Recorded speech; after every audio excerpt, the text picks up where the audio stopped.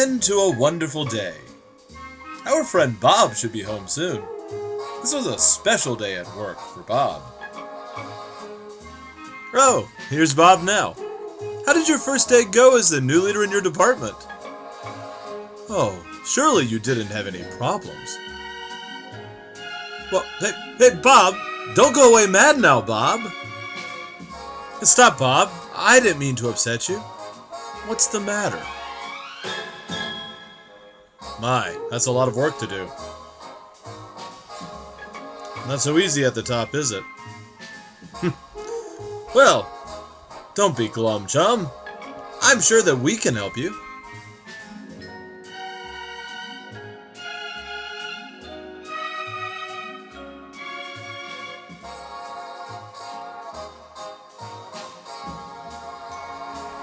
There you go, Bob. Now just sit down and relax. Okay, that's enough rest. Come on, get up, time to get to work. Now, what's the problem, Bob?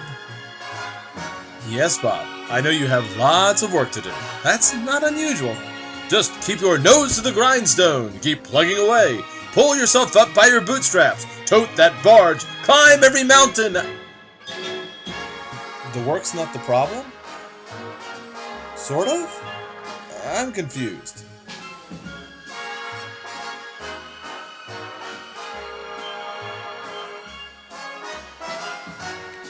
Oh, I see. You're worried about the people you have to lead. Well, that's very important for a leader. There's no problem with that whatsoever. You're a very confusing man, Bob. Care to explain?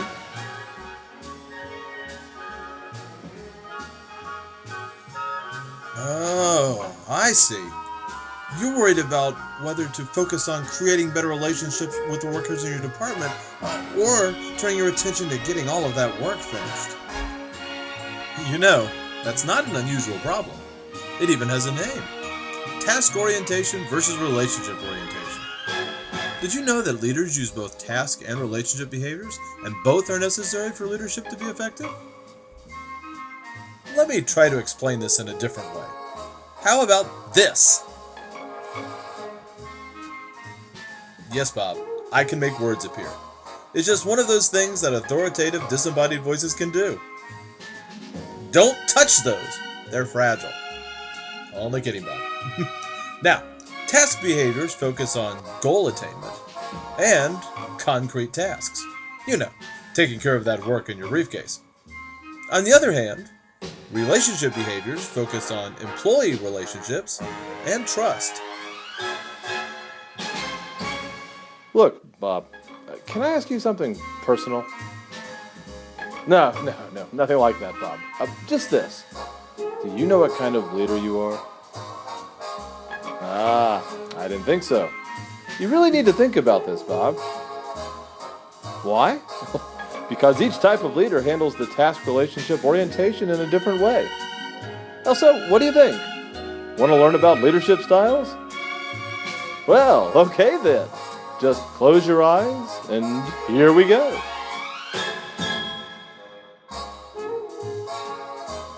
What? You're expecting an intricate dream sequence? Try a delightful slide presentation instead. Authentic leadership is more of a philosophy-based stance than a discrete theory of leadership. Born out of the crisis in confidence in corporate and political leadership, authentic leadership has a relationship orientation at its core. Authentic leaders understand that the best way to ensure that tasks are done, and done well, is to attend to the relationships within the organization. The hallmark of authentic leadership is integrity and ethical values, creating a climate of honesty and a system that follows ethical beliefs. Leadership strategies and approaches are assessed through the lens of personal ethics. The authentic leader will consider how his or her policies and interactions will impact others inside and outside of the system. An organization led with authenticity values interconnectedness within relationships, resulting in an atmosphere of trust, which in turn empowers everyone in the organization to live up to their potential. Long-term sustainability is not forfeited for short-term gains. Relationships are not sacrificed to complete tasks.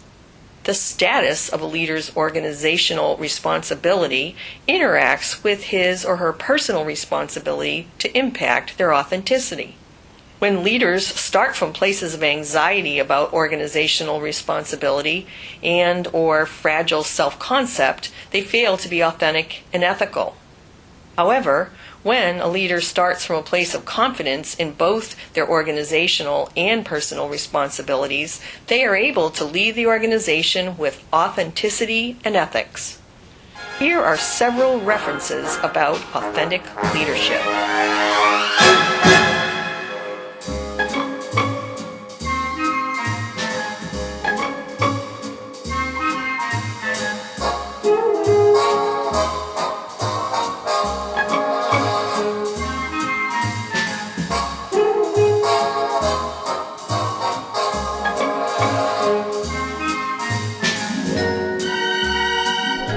Charismatic leadership.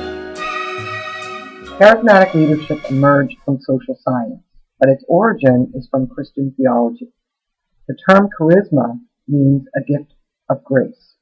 It was extended to the realm of social psychology and leadership and has come to represent explorations of influence over another individual or group. Beyer notes that there are potential difficulties in studying charismatic leadership situations. She questions if a crisis is necessary for charismatic leaders to emerge and believes researchers need to consider leadership attributes and the particulars of the leadership situation. Beyer thinks researchers should ask certain questions, such as, how long has the person been a leader? How did the person emerge as a leader? What were the circumstances in which this occurred? She wonders if charisma can be faked, and also if charisma can be studied in a lab setting. There is definitely a danger inherent in charismatic leadership, especially in situations in which followers are fearful, stressed, or under great strain. There is a temptation for followers to give up their power and agency because they would rather have the leader deal with the difficult situation. Beyer notes that followers tend to imbue such a leader with a sense of exceptionalness. Charismatic leaders are often considered transient and situation-specific. Shamir emphasizes the context in which charisma arises and persists, which impacts the relationship. Wilner believes that crisis is not necessary for the emergence of charisma. Beyer notes that the situation itself might have a direct effect on follower actions and performance. Shamir and Howell point out that the literature on charismatic leaders has neglected the organizational context in which leadership is embedded. Beyer contends that followers respond to more than just the leader and the leader's effects, but often to something individually or collectively in the situation when they act or change their motivations or feelings about the leader. Follower characteristics have not been explored fully in the research, particularly how they relate to leader characteristics, influence tactics, and contextual variables. Conger and Kanungo describe two theories of why followers are influenced by charismatic leaders. They are either filling a psychological need or have a more constructive identification with the leader and his or her mission. The institution or the leader understands that followers are looking for transcendent qualities and may claim them to the followers, thus influencing what followers expect to see or experience. Beyer suggests that when we research charismatic leaders, we should look at the situation, the content of the leader's vision and mission, and whether the leader is considered successful. She does not indicate how success or effectiveness is measured or defined. However, Beyer notes that identifying charismatic leadership success is difficult to study because it is not often evident until after the fact. Charismatic leadership is difficult to study also because it can often take months or years to emerge. Bass indicates that when feedback mechanisms about the adequacy of performance are unavailable, charismatic leadership is likely to be more prominent. The term charisma itself is value neutral. It doesn't distinguish between good or moral or evil immoral charismatic leadership. Ethical charismatic leaders convert their followers into leaders.